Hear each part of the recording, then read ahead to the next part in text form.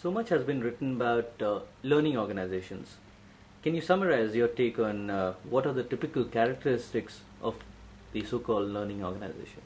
Yeah, I can do. I'm going to use a story which I used today with a business group, and it comes from Great Ormond Street Hospital, and an unusual learning story for them. So the story was told originally by Professor Martin Elliot, who's chair of cardiothoracic surgery at Great Ormond Street Hospital, and he'd been working with a colleague operating on babies, doing the heart surgery thing that he does, and he'd observed over time that there was a moment of high risk for his patients, these babies, undergoing critical surgery. And it wasn't whilst they were in the midst of the operation, it was actually a thing he called the arterial switch, when they are unplugged from the various monitors and drips and feeds and things, and then taken back up the corridor to intensive care, being hand ventilated as they go. And that was the moment of greatest risk. And he was frustrated because he tried to learn from other hospitals who were doing this pioneering surgery, and had found no new insights. He'd spoken to his colleagues and peers at conferences, found no new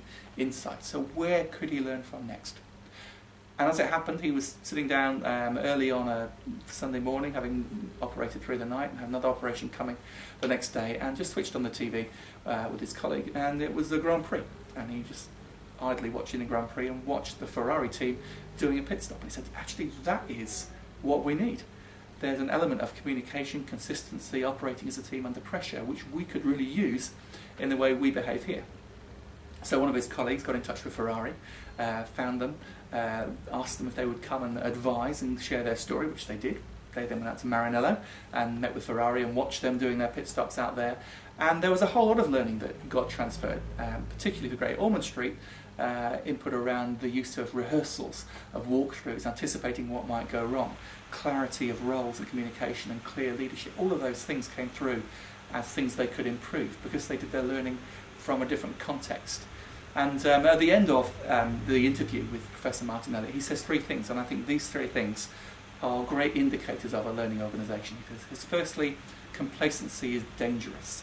You know, if there's no bias to improve, no dissatisfaction with the way things are right now, then it's unlikely that learning will be an active thing. So complacency is dangerous, he says. Second thing he says is it pays to be curious. So as you're watching different contexts, have it in the back of your mind, how might this be relevant to what I'm doing?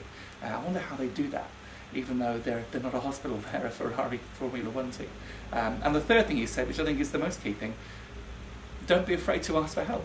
If it wasn't for the fact that they phoned up Ferrari, none of this would have happened. And I think often in our organisations, the break in the learning cycle is an unwillingness of people to say, actually, maybe there's a better way to do this. Maybe there's somebody who's done this before.